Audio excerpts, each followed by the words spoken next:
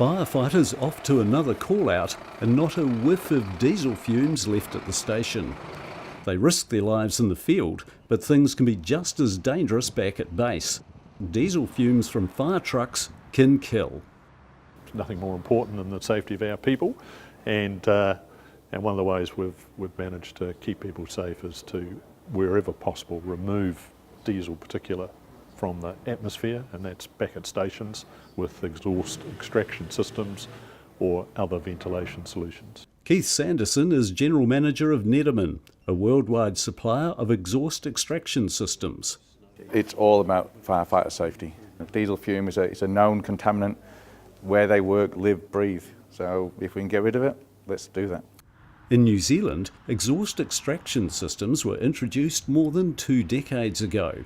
And the aim is to have an exhaust fume management solution for every station. The World Health Organisation has recognised diesel particulate as a carcinogen, and we, in our normal everyday work, come into contact with carcinogens.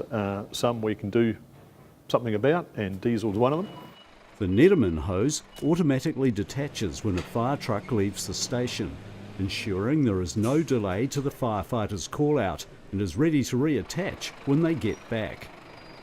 It'll be hanging down waiting. They'll drive in at the entrance bay. They'll simply reattach it to the exhaust, hit the valve, the bladder blows up, it's done. There's also another version for larger stations.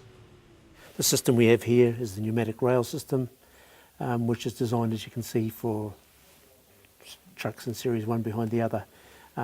Any number of trucks, really. So that would be for the bigger fire stations? Bigger fire stations, that's right, the bigger fire stations, such as the one you see here. It's simple and innovative. The fumes are extracted direct from the fire truck, removed from the station and dispersed out.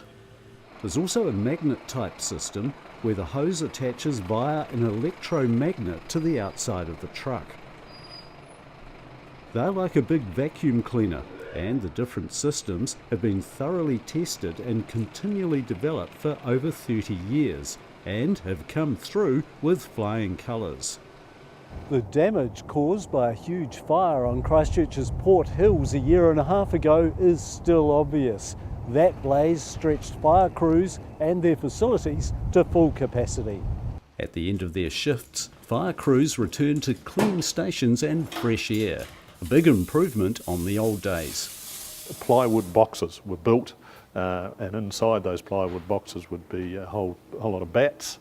We all know what bats are, and that would be placed up against the exhaust of fire appliances. So when they started going to a call or leaving the station, hopefully that in that initial sort of burst of exhaust fumes would go into the box. One of the obvious improvements is the lack of soot on the walls and the ceilings of the appliance base, and on the firefighters' clothing that was hanging in appliance bays in the older stations.